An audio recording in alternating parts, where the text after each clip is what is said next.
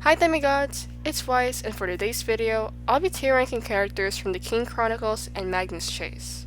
If you've watched my tier ranking of Riordanverse Characters video, then you know that I wasn't able to include the Kane Chronicles and Magnus chase, so I decided to make this video to compensate for that.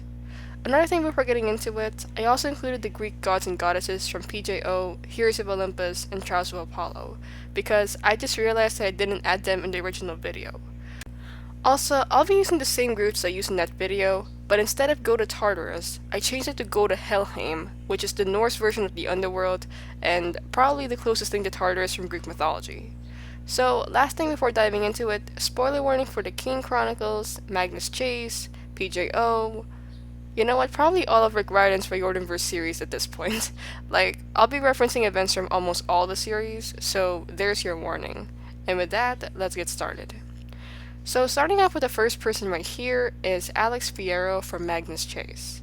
I know that there are a lot of Alex lovers out there, and from what I've heard, they'll immediately place her/him in the love so much tier. I would say that Alex is a hilarious character throughout this trilogy, but I didn't really like her when you first met her in the second book, The Hammer of Thor. I mean, don't get me wrong, now I love Alex's character, but it was a bit of a slow process for me to fully love her/him, and she/he was honestly a bit annoying at times. But after finishing the series, I loved her/him. So because of all that, I'm placing Alex in the good tier. Next is Anubis from the Kane Chronicles, aka Sadie's boyfriend and the god of funerals. Anubis never really had that much of a big impact on me. In fact, I think he was mostly absent throughout this series, but he did make a couple of appearances to just sort of flirt or tease Sadie around the books. Like, I don't think he has that much of a big role, and he was a character who I had no emotions about. It was like, whenever his character just came up in the book, I was like, oh yeah, that's Anubis, Sadie's love interest. And that was it. So, yeah, because of that, I'm placing him in the okay tier. Next is Aphrodite, the goddess of love. Okay, I don't really know about her. We first meet Aphrodite in the Titan's Curse with Ares, and Percy meets her in a car. Like Anubis, she didn't really give a huge impact on me, but I remember being a bit annoyed by her. It's probably because I was in Piper's perspective in the Heroes of Olympus series, and Piper was her daughter, and Piper just didn't really like her mom. Like, I don't really have emotions about her after finishing PJO, and in the Heroes of Olympus series, she was just barely there. Then, in the Trials of Apollo, I think she was just mentioned by Apollo a couple of times, but we don't actually get to meet her. So, I guess I'm placing Aphrodite in the okay tier. Next is, Apollo. I think I already ranked him in the previous video, but as Lester. You know what, I'm just gonna place him in the good tier, which was also my decision in the previous video. So if you want to know why I place him in the good tier, then you can just check the original tier ranking video, which is linked down below. Okay, next is Ares, the god of war. Okay, for this one, I'm not sure again. Like, generally speaking, I don't like Ares. Throughout the books in the Riordanverse, Ares is sort of a bad guy. Like, he was the one who framed Percy as the lightning thief by keeping Zeus's lightning bolt and Hades' helm of darkness. He attempted to kill Percy in a one-on-one duel, he pressured and threatened his daughter Clarice, and overall, he's just not my favorite. And because of this, I'm placing him in the don't like tier. Next is Artemis, the goddess of the hunt and the moon. Okay, this is an easy decision. The love so much tier. Artemis, in my opinion, is by far one of the best Olympians. She's a great person, and she's just awesome. Like, I have no other words for it. Next is Athena, the goddess of wisdom and war, aka Annabeth's mother. So, my first impression of Athena in this series was this cold and pretty intimidating goddess. Also, she didn't really like Percy and Annabeth together, as Annabeth was her daughter, and Percy was the son of her rival Poseidon. So, right off the bat, I didn't really like Athena. Added with her behavior towards Annabeth during the Mark of Athena, when she told Annabeth to follow the mark, and the big fight they had about Percy's disappearance, I just didn't like her. But I think that Athena really cared about Annabeth despite everything, and I think she's a good person. So I guess I'm placing her in the okay tier. Next is Boss from the Kane Chronicles.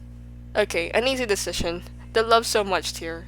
Boss is Sadie's pet cat slash protector, and I just love the bond she has with Carter and Sadie. I love her character so much, and that's why I'm placing her in the love so much tier. Next is Bess from the Kane Chronicles, an automatic place to love so much. Bess sacrificing himself for Carter and Sadie's mission was really heartbreaking for me, and the fact that he came back in the last book made me so happy.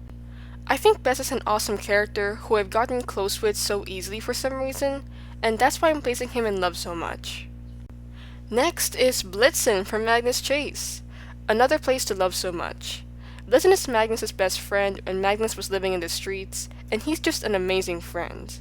I also and especially love his relationship with Hearthstone, who was a deaf elf. A lot of people have told me that Blitzstone, or the ship name for Blitz and Hearth, is supposed to be canon, because the bond between these two characters is more than just friendship. For me, I'm completely fine with the fact that it isn't canon, but if they did get into a relationship, I'd also be okay with it. So, overall, Blitz is in love so much. Next is Carter Kane, obviously from the Kane Chronicles. So, I love Carter. He's kind, obedient, a bit awkward, and he was just a fun character to be with throughout this trilogy. So, there's this part telling me to place him in the love so much tier, but there's this other part telling me to place him in the good tier, because I don't think I bonded as much with Carter. You know what? I'm placing him in love so much. Carter's a good person and friend, and I personally think he's quite underrated throughout the fandom, so Carter's in love so much tier for me. Next is Dionysus, aka Mr. D from Camp Half-Blood. In the first few books of PJO, I would say that I hated Mr. D. He was always in a bad mood, and he just acted like he didn't care about anyone or anything.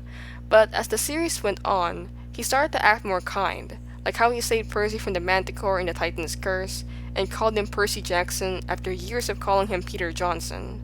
How much he cared about his son Pollux when Pollux was killed during the Battle of Manhattan, and by the trials of Apollo, it's revealed that he helped Nico overcome Nico's nightmares about Tartarus. Now, I don't hate or love Mr. D, so I guess I'm placing him in the okay tier. Next is Frey, aka Magnus' father. Okay, this is pretty difficult. I don't think I remember that much about Frey.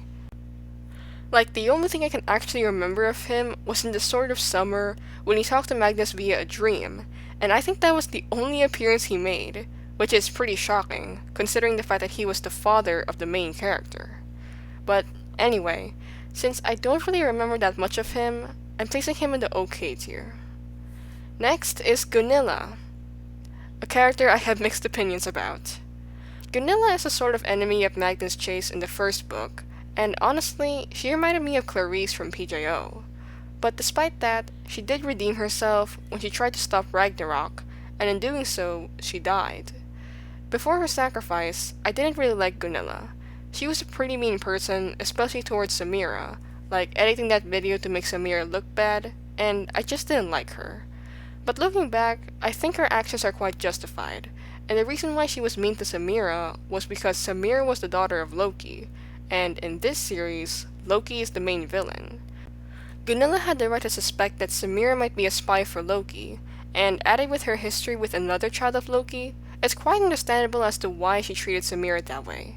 Gunilla is a very loyal Valkyrie to Odin, and I think she had good intentions, but because I didn't really like her, and we weren't able to explore that much of her character as she died in the first book, I'm placing her in the okay tier. Next is Hades, the god of the underworld. Okay, I don't know again. I honestly have pretty mixed opinions about Hades. Hades, he's just not my favorite god in this series. How he treated Percy throughout PJO, and especially Nico, his own son, in The Last Olympian, didn't really make me like him. Plus how much he said that Bianca would have done a better job, and that he wished that Bianca was alive instead of Nico. That really didn't make it better. I've heard and seen a lot of people say that Hades was the best god, and I don't know if I agree with that. I mean, there were times when I just felt bad for Hades because it just seemed that he had the worst of the bargain compared to Zeus and Poseidon, and that's the only prominent emotion I ever have of him. So, I guess I'm placing him in the okay tier. I don't love him, nor do I hate him, so I guess he just belongs there. Next is Halfborn Gunderson, aka one of Magnus's best friends from Valhalla. An automatic place to the good tier. I don't really have that much emotion about Halfborn. Like, I just know that he's a good and loyal friend to Magnus throughout Magnus's quest against Loki, and that's just it. So, Halfborn's in the good tier. Next is Hearthstone, another one of Magnus's best friends, and another automatic place to love so much. Like Blitzen, Hearth became Magnus's best friend when Magnus was living in the streets, and I just love him so much. I think whenever we talk about Hearth, we also have to mention his father, and I didn't place him over here, but if I did, I would immediately place him to go to Helheim. Mr. Alderman, or Hearthstone's father, is by far the worst dad ever. Like Magnus even mentioned in the series that he would want to punch Mr. Alderman every time he saw him, and I can't blame him for wanting that. So, Mr. Alderman had this son named Andiron, and one day, Andiron died, and Mr. Alderman blamed Hearthstone for his death. Alderman would continue to bully and hate Hearthstone because of this, and Alderman hated the fact that Hearth was deaf. And the fact that Hearth, after years under Alderman's abusive household, was still a good person despite everything is insane, and I think Hearth is by far one of the kindest characters I've ever read about, and if there was a chance to meet him, I would honestly want to give him a hug. If you need more evidence as to how kind Hearthstone is, when Mr. Alderman was slowly being corrupted because of a cursed ring, Hearthstone warned his father about it, and Hearth wanted to save his father. His father who bullied him all his life because of something that was not his fault. And if that doesn't show how much of a good person Hearth is, I don't know what will. So next is Hephaestus, the god of craftsmanship. You know what? I'm placing him in the good tier. I think compared to the rest of the Olympians, Hephaestus is a favorite of mine. I think he's a good father and generally a good person. Like, he isn't as mean or vengeful as the other gods, and because of that, he goes to the good tier. Next is Hera, the goddess of marriage. Okay, I know that the fandom hates Hera. Like, I can't blame them. I hated her in PJO because of how she treated Percy and Annabeth there, but that hate slowly passed away. Now, I don't hate Hera, but I don't love her either. Unlike most fans hating on her for what happened in the Heroes of Olympus series, with her erasing both Jason and Percy's memory for her big plan, I think that Hera had good intentions when she was doing it. She just wanted everyone to be safe, and seeing that none of the gods were really keen to the prophecy of Seven, she decided to take matters into her own hands. Also, her crying about Jason's death in the Tower of Nero pretty shook me up. Like, Hera is known for hating any offspring of Zeus that isn't her child, and the fact that she cried for Jason, who was the son of Jupiter and a mortal named Beryl Grace, that hit pretty hard. So, I guess she's going to the OK tier. Next is Hermes, the god of thieves and travelers, aka Luke's father. So, I know that there are fans who are blaming Hermes for what happened to Luke, and I completely understand that. But if I were in Hermes' position, I think I'll do the same thing as he did, because I can't manipulate or do anything about the prophecy, because the more I try to avoid it, the more it'll happen. Like, that's what happened to most Greek heroes. They hear a prophecy and try all means to avoid it, but it turns out that all those actions were the reason why the prophecy happened. Excluding the issue he had with Luke, I honestly like Hermes. I think he's sort of chill god like Apollo, and how kindly he treated Percy throughout the series, except for that one moment in the last Olympian, made me really like him. So because of that, I'm placing him in the good tier. Next is Khufu, the baboon from the Kane Chronicles. You know, I'm placing Khufu in the good tier. Khufu is a great monkey friend throughout the series, and I just love him. That's all I'm going to say about that. Next is Loki, aka the villain and the main antagonist in Magnus Chase. You know what, I'm placing him in Go to Helheim. I don't know if there are any Loki fans out there, but I just don't like Loki. He's really mean, cunning, persuasive, very manipulative, and how he had this power over his children really made me hate him, and because of that, he goes to Helheim. You know, I don't think he'll really complain about going to Helheim, as Hel, the god of the underworld in Norse mythology, is his daughter, but still, in this tier ranking, he goes there. Next is Magnus Chase himself. Okay, I will place him in the good tier. I love Magnus. Like, he's kind, loyal, brave, a great friend, and he's just absolutely hilarious as a narrator. But I don't think my love for him really reached the top bar, and he didn't really give that much of a big impact on me either. So that's the reason why he's going to the good tier. Next is Mallory Keene, another friend of Magnus and the on and off girlfriend of Halfborn. So I like Mallory. She's a great friend in person, but she can come off as quite rude and an inconsiderate person who tease and berate her friends. But despite that, she's very loyal to those she loves, and because of that, she's going to the good tier. Next is Poseidon, aka the god of the seas and Percy's father, an automatic place to the good tier. Poseidon, in my opinion, is a great dad to both Percy and Tyson, and I think he's just a great guy. But like Magnus, he didn't really give that much of a big impact on me, so I'm placing him in the good tier. Next is Ra. Oh my gosh. Weasels and zebras. I don't know where to place him, because throughout the Kane Chronicles, he's just been this senile old man who kept mumbling nonsense, and I was honestly pretty annoyed by him, because Ra was Sadie and Carter's only hope to stop Apophis from destroying the world.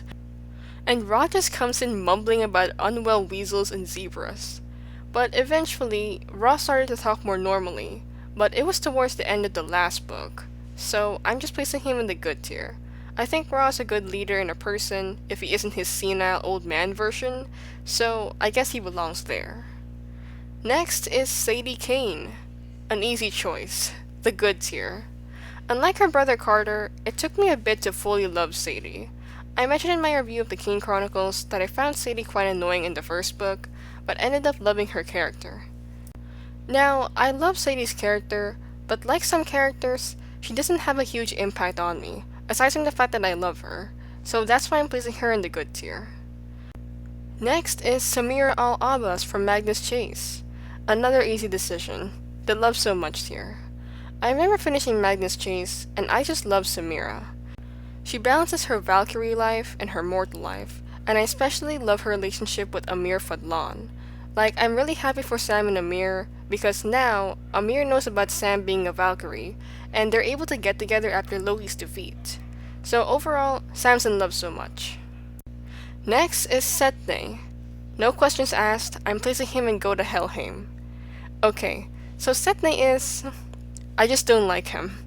I can't say anything else about it. Like, he constantly tricked both Sadie and Carter throughout the Serpent's Shadow, and I just hated him throughout that book. And the fact that Setne got loosed by the end of that book, I want him to go to Helheim. I mean, he's already a ghost, and I think he just deserves to be there. Next is Jack, aka Sumerbrander or the Sword of Summer. I think Jack is by far the most hilarious character throughout Magnus Chase, but he can be pretty chaotic at times. I love Jack, and I think he's a great companion, so I'm placing him in the good tier. Next is Thor, the god of lightning and thunder from Norse mythology. Okay, I'm placing him in the good tier. I don't think we're able to explore his character as much in Magnus Chase, but for the few moments he is there, I think Thor is a great character. Plus, him trying to understand Hearthstone's sign language is by far my most favorite part of his character, so Thor goes to the good tier. Next is TJ, another friend of Magnus. I'm placing him in the good tier. TJ, or Thomas Jefferson Jr., is a pretty great character, but I don't think he gave that much of an impression or impact on me. I love him and I would definitely want to be his friend, but my love for him isn't as great as the ones in the love so much tier, so I'm just placing him in the good tier.